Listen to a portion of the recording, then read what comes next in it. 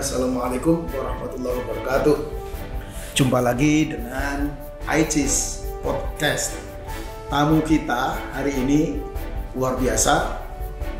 Beliau adalah Bapak Azmil Muhammad Ayep, Senior Lecturer dari University Science Malaysia. Apa kabar? Kabar baik. Saya manggilnya apa ini? Pak Azmil, Pak Azmil aja. Pak Azmil. Iya, Pak Azmil. Saya menikmati ini sesi dari ICIS 2022 ini yang salah satu topik dari perbincangannya adalah mengenai Muslim Mobility. Muslim Mobility di masyarakat yang tanpa batas sekarang. Nah, bisa diceritakan dalam konteks Indonesia dan Malaysia, karena Mas Azmil ini punya proyek riset yang terkait dengan itu. Ceritakan sedikit mengenai apa sih yang menarik di situ. Oke, terima kasih semua dan terima kasih kerana mengundang saya untuk podcast ini. Jadi proyek ini baru bermula sebenarnya, tidak terlalu lama, mungkin pertengahan tahun lalu ya, mulanya. Jadi proyek ini kita sebenarnya mau melihat, saya sama teman-teman saya, teman-teman peneliti di Malaysia, kita mau melihat bagaimana kelompok-kelompok Islamis ini menyebarkan ide-ide mereka itu dalam masyarakat. Jadi lewat jalur apa, lewat ruang apa, menggunakan wadah apa, seperti itu. Dan bagaimana ide-ide mereka itu bisa diadaptasi mengikut naratif-naratif tertentu, mengikut mana kalau mereka itu engagement dengan kelompok-kelompok lain, misalnya kalau kelompok-kelompok bukan Muslim atau kelompok-kelompok liberal, misalnya sekular gitu. Jadi bagaimana mereka itu mengadaptasi ide mereka itu supaya bisa masuk, ya itu kan, bisa menyambung sama yang kelompok-kelompok yang mungkin sebenarnya tidak, yang sangat berbeda dengan mereka kan, dari orientasi, dari ideologi. So, jadi kita mau melihat bagaimana mereka itu bergerak itu, mereka secara fisik dan juga secara ide. Ya, jadi di Indonesia dan Malaysia. Jadi apa yang menarik itu, yang menurut Pak Azmil paling menarik? Kalau yang paling menarik yang saya lihat, mungkin ada beberapa juga. Yang pertama itu saya melihat bagaimana mereka itu beradaptasi ataupun mungkin mengeksploitasi diskursus dekolonialisasi misalnya, ataupun demokrasi atau hak asasi manusia atau HAM, ya. Karena kan kita sering lihat ini kan, kalau diskursus mengenai demokrasi, HAM, dekolonialisasi, ini kan biasanya di golongan kiri, dan Islam sih jarang sekali kan kalau mau bicara, mau ngomong soal-soal ini kan. Dan mereka tuh lebih ke khilafah Islam, ke syariah, ke halal, ke apa gitu kan. Mereka, naratif mereka, retorika mereka tuh lebih seperti itu kan.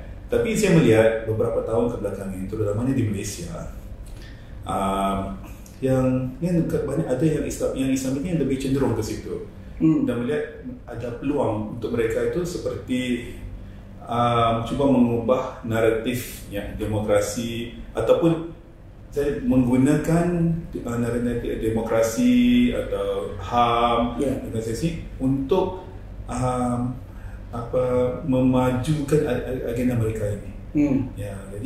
Jadi diskursus modern itu diadaptasi untuk kepentingan. Jadi saya beri contoh, dekolonialisasi. Kita tahu ini bukan satu yang postkolonialisme, dekolonialisme ini kan bukan satu yang baru. Kan ini dari tahun 70-an misalnya sudah dibahaskan sudah berdekade gitu, beberapa dekade sudah dibahas. Ya. Tapi biasanya kan digolong yang kiri gitu kan, sosialis atau apa gitu kan. Ya, tapi mereka ini menggunakan, jadi seperti melihat banyak yang ini semuanya dipengaruh dari barat, dari kolonialisme. Jadi kita harus mengubah masyarakat kita ni menjadi lebih Islamik, jadi kembali ke masyarakat yang sebelum kita dijajah oleh Inggris misalnya. Jadi mereka tu menggunakan yang sama retorika yang ini, diskursus di kolonialisme ini, dan sama demokrasi gitu. Jadi menggunakan atau konsep Islamofobia misalnya, tadi saya sebutkan waktu presentasi saya kan. Islamofobia itu kan mereka mengklaim gitu kan, jadi kan Islam menggunakan konsep Islamofobia di Barat. Yang di Perancis, di Amerika, di Inggris misalnya, yang Islam di situ minority, tapi diaplikasikan di Malaysia. Jadi dibilang kita pun sama aja seperti saudara Muslim kita di Perancis, di Inggris, di Amerika, kita sama juga ini di Islamofobianya kan. Tapi ya memang lucu sekali kadang-kadang. Mereka menggunakan istilah yang sama, gitu kan. Dan di Indonesia juga isu-isu seperti itu juga luar biasa kuat ya. Iya, sama gitu kan. Jadi jadi seperti itu. Jadi mereka sudah lebih sophisticated gitu kan. Jadi tidak cuma lagi kita Quran atau apa gitu kan, punya diskusi agama. Jadi mereka itu coba sekarang ini lebih yang ini seperti yang disebutkan tadi kan, yang lebih modern. Kalau ini dalam konteks masyarakat yang plural, hubungannya dengan tema besar dari ICIS ke-21 tahun 2022 ini tentang future religion. Kita kan membutuhkan bagaimana pluralitas termasuk agama itu tetap selalu dalam kerangka harmoni, dalam kerangka bagaimana menghadirkan konstruksi masyarakat yang lebih peace gitu.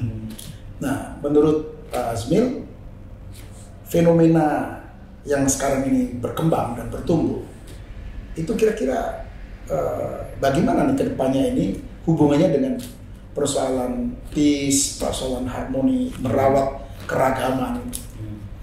Jadi kalau ini di Malaysia itu lebih sulit ya, kerana kalau politik perkauman dan juga politik etnis ya, dan juga politik agama itu mungkin kalau menurut saya itu lebih kuat ya mungkin yang di Malaysia dibandingkan sama Indonesia. Apa kira-kira yang membedakan dengan Indonesia ini? Ya, jadi politik identitas itu kan.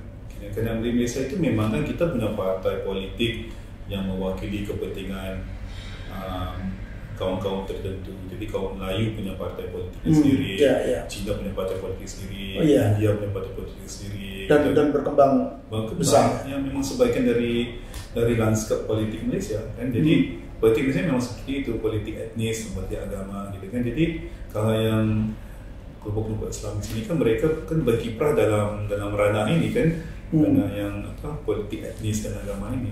Cuman bedanya itu ranah itu lebih inklusif atau lebih eksklusif gitu kan. Ya, kalau contoh yang saya gunakan dalam presentasi saya hari ini kan, kalau ISMA itu lebih inklusif, walaupun tidak terlalu inklusif tapi masih inklusif. Karena fokusnya itu ke Muslim ummah gitu kan. Jadi tidak ke etnis. Tapi kalau ISMA ini fokusnya bukan cuma agama Muslim tapi Melayu. So jadi di situ bedanya kan. Jadi kalau dulunya kalau Ikram itu dia lebih senang kalau berinteraksi dengan kelompok-kelompok bukan Muslim misalnya. Kan bisa aja ada interfaith dialogue atau bisa bikin acara-acara dengan pemimpin bukan Muslim misalnya, atau bukan Muslim, atau bisa bekerja sama juga kalau isu-isu yang punya kepentingan bersama kan, kalau isu korupsi, isu reformasi pemilu misalnya, sistem pemilu atau apa gitu. Jadi misalnya, jadi mungkin ada setengah-setengah isu mungkin seperti LGBT misalnya, itu tidak bisa ini sama yang kelompok-kelompok sekuler atau liberal ini, bukan Muslim, tapi isu lain mereka bisa tidak sama. Tapi kalau ISMA ini dia tidak bisa. Ya, jadi kan karena dia mulanya mereka tuh percaya ke ketuhanan Melayu dan ketuhanan Islam di Malaysia. Ya, jadi dalam arti kata lain, mereka itu melihat Melayu dan Islam itu yang sepertinya memerintah di Malaysia, dan bangsa-bangsa lain, etnis lain itu di bawah Melayu dan Islam ini. Ya, mereka semua kan berkontestasi ya, dalam konteks berebut wacana ya, di masyarakat ya, dan termasuk juga kontestasi untuk political interest ya. Bisa digambarkan, maksud saya ini kebetulan kan Pak Azbil ini kan major disiplinnya itu kan di ilmu politik ya, dari dulu belajar di doktoral program di ANU di Australia. Gimana melihat fenomena ini dari sudut pandang politik? Ya, jadi kalau menurut saya itu politik cuman satu ruang, satu dari berbagai ruang yang dimanfaatkan oleh kelompok-kelompok Islam di sini. Jadi mereka tetap aja itu berjuang di ranah politik. Jadi mereka punya partai politik, kayak ISMA misalnya punya partai politik mereka sendiri, punya namanya Berjasa. Ya, dan mereka juga ada yang bergabung sama parti politik Melayu lain misalnya. Ya, Ikram sama juga. Ikram tidak punya partai politiknya sendiri, tapi banyak kader-kader mereka itu yang bergabung sama partai politik lain, ya, sama partai PKR atau partai PAS juga ada, partai Amanah. Jadi bisa aja menyebar seperti itu, dan mereka juga ikut pemilu misalnya, jadi ya mencalonkan diri dan sebagainya. Tapi mereka itu salah satu dari strategi mereka, ini multi prong strategi. Ya, jadi cuma satu. Jadi banyak lagi ruang-ruang yang lain kan, jadi budaya, media, pendidikan. Dan itu menarik ya untuk dieksplorasi ya. Jadi banyak ruang yang bukan non politikal, gitu kan? Ya, ruang sosio budaya gitu. Ya, jadi ini ruang yang karena yang mereka itu yang paling pentingnya ide mereka itu bisa menyerap masuk ke masyarakat. Ya, kalau bisa lewat politik, ya lewat politik. Tapi kalau bisa lewat jalur lain, ya tak apa-apa. Kan? Jadi pelan-pelan gitu. Jadi kalau saya melihatnya di Malaysia itu memang jelas sekali dari, karena kan tadi seperti yang saya sebutkan dalam perasaan saya itu kan, mereka ini kan permainan jauh gitu kan, long term gitu kan. Mereka itu melihatnya ini satu projek yang jangka masa panjang. Ya, dia tidak melihatnya jadi ke 1 bulan, 1 tahun itu kan bisa mengislamisasikan masyarakat, tidak.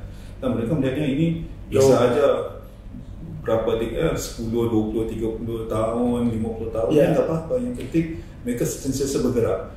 Jadi kalau saya melihatnya kan dari akhir 70-an awal tahun kan mula seperti gelombang islamisasi kan, di banyak di negara Muslim, ya, Indonesia, Malaysia gitu kan. Tapi dampaknya kita bisa lihat di Malaysia kan, kalau 70-an, 80-an kan, contohnya kalau perempuan yang berjilbab itu kan jarang sekali dilihat. Di kalau masyarakat itu kebalikannya itu tidak pakai jilbab kan. Tapi tidak spesifiknya mereka itu bukan Muslim atau Muslim yang mereka tetap yang Muslim yang baik gitu kan, sembahyang apa gitu, tapi cumanya dari segi yang pemakaiannya itu kan simbol-simbol ini tidak terlalu penting banget. Karena kan agama itu kan masih di dalam ranah pribadi kan, bukan prinsip ada privasi, bukan di ini. Jadi tidak perlu ada banyak proyeksi seperti kita ni Islamik itu harus pakai apa, harus berjenggot, harus celana jingkrang atau apa, itu tidak perlu kan. Ya cuma yang kita tahu ya kita sembahyang 5 waktu, apa gitu, berpuasa gitu kan ya. Jadi maka itu tidak dipermasalahkan sama sekali sebagai lebih substantif ya. Kan tahun 70-an saya kan, kalau ibu saya misalnya kan dulu kan tidak berjilbab, tapi sekarang berjilbab kan. Tapi antara yang proses islamisasi ini adalah termasuk pemakaian kan, menutup aurat. Jadi kan menurut mereka itu kan harus berjilbab apa gitu. Dan berjilbab pun masih dikategori ini jilbab yang syar'i, jilbab yang belum syar'i. Di Malaysia juga ada ya. jadi seperti itu. Jadi kan saya melihatnya kan gitu. Jadi dulunya kalau yang berjilbab itu dilihat aneh sekali. Kalau tahun 70-an, 80-an, saya masih kecil waktu itu, masih SD gitu kan. Ya, jarang saya melihatnya kalau saudara saya apa itu kan yang tetangga yang pakai jilbab. Kan dulu siapa yang pakai jilbab tu dilihat, itu kan dulu sampai istilahnya mereka dipanggil kelambu bergerak. Kenapa? Karena tertutup kan kelambu kan, kita di kasur kan kelambu itu istilah yang gaduh ini apa namanya baru bagi saya itu kelambu bergerak. Kelambu bergerak kan kerana kan tutup sebenarnya kan kayak kelambu di kasur itu kan. Ya, kelambu bergerak ni. Ya. Sampai sebenarnya ada konotasi negatif gitu kan, dilihat masyarakat ini apa aneh, kenapa lagi mau jadi orang Arab apa gitu kan. Kita kan budaya Melayu di sini kan, kita punya kebaya, punya ini, jadi lagi ngapain mau di kayak orang Arab itu kan, negara panas lagi mau ditutup semuanya gitu kan. Tapi lihat kalau sekarang ini negara Malaysia ini kan hampir seluruhnya kita semuanya pakai tudung, pakai berjilbab kan. Dan kalau tidak pakai jilbab itu malah dianggap sekarang kebalikannya, sekarang dianggap aneh gitu. Jadi pressure-nya itu kan, social pressure-nya itu, waduh, itu luar biasa sekali kan. Kalau saya punya teman-teman perempuan yang tidak pakai jilbab itu, waduh, merasa dengan nyaman sama keluarganya, sama teman-teman yang lain, sama itu kan, dipaksa kayak gitu. Jadi banyaknya yang ya tak apa-apa pakai aja lah gitu kan. Jadi capek gitu mau ini kan ya sama itu kan. Jadi sekarang ya itu cuma berapa 30-40 tahun aja.